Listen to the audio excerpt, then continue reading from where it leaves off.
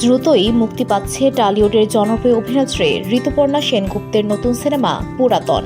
এর আগে একটি গণমাধ্যমে তার সিনেমা জীবন ও নানা বিষয় নিয়ে কথা বলেছেন অভিনেত্রী। পুরাতনের গল্পটা কেন ভালো লেগেছিল এমন প্রশ্নের উত্তরে ঋতুপর্ণা বলেন, এই সিনেমার গল্পটা পুরাতন আর নতুনের মেলবন্ধন। আমার মায়ের চরিত্রে অভিনয় করেছেন বলিউডের বর্ষিয়ান অভিনেত্রী শর্মিলা ঠাকুর। ওর মতো একজন প্রথিতযশা শিল্পী যিনি পুরনো সময়টা দারুণভাবে যাপন করেছেন, আজ অবধি উনি রেলিভেন্ট থেকেছেন, তাকে নিয়ে সিনেমা করলে স্ক্রিপ্টটা তো একটু বিশেষ হতেই হবে। উনি আমাকে বলেছিলেন চিত্রনাট্য পছন্দ হলে তবেই সিনেমাটা করবে। আমরাও চেষ্টা করেছি ওকে দারুণ একটা চরিত্র দিতে, যাতে এত বছর পর ওর অভিনয় করাটা জাস্টিফিকেশন থাকে। ধুলো, ময়লা ও ক্ষতিকর ধূলিকণা থেকে নিমিষেই মুক্তি দেয় চৌধুরী এয়ার পিউরিফায়ার। এর শক্তিশালী সাকশন ঘরের কোনায় কোনায় লুকিয়ে থাকা সকল ধুলা টেনে ফিল্টার করে এবং বের করে আনে নির্মল ও স্বাস্থ্যকর হাওয়া। আমি পরিচালক সুমন ঘোষকে বলেছিলাম মা আর মেয়ের গল্প নিয়ে একটা ফিল্ম করতে চাই।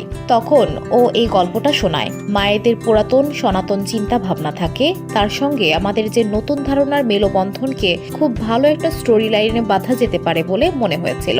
সেই থেকেই পুরাতন। 1 বছর আগে আপনি মাকে হারিয়েছেন, এই গল্পটা কি সেই জন্য বিশেষ? ঋতুপর্ণা বলেন, অবশ্যই। মাকে হারানোর পর সিনেমাটা যেন আরো বেশি করে বুকের মধ্যে বাজছে। মাকে ফিল্মটা দেখাতে পারলাম না বলে খুব কষ্ট হচ্ছে। তিনি বলেন, মায়ের সঙ্গে সময় কাটানো, মায়ের কাছাকাছি থাকা, এটার যে একটা আলাদা মর্ম আছে সেটা বুঝতাম, কিন্তু তবুও আমাদের ব্যস্ততার জন্য কখনো কখনো সেই সময়টা হারিয়ে ফেলি আমরা। কিছু সময় মা অসুস্থ ছিলেন, শর্মিলা ঠাকুরের সঙ্গে ফোনে কথা বলেছিলেন, কিন্তু হারিয়ে ফেলা সময়টার যে দুঃখ সেটা তো চিরদিনই বইব।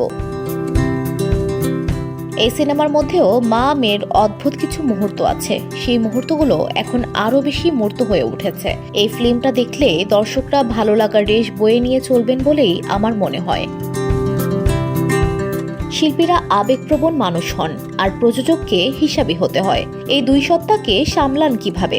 ঋতুপর্ণা বলেন, একটা গল্প বলি।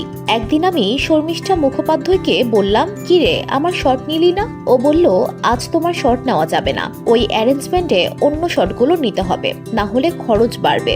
আমি তখন বললাম, আমার ডেটটা তো তাহলে নষ্ট হলো। শর্মিষ্ঠা বলেন, ভুলে যেও না, এটার প্রযোজকও তুমি।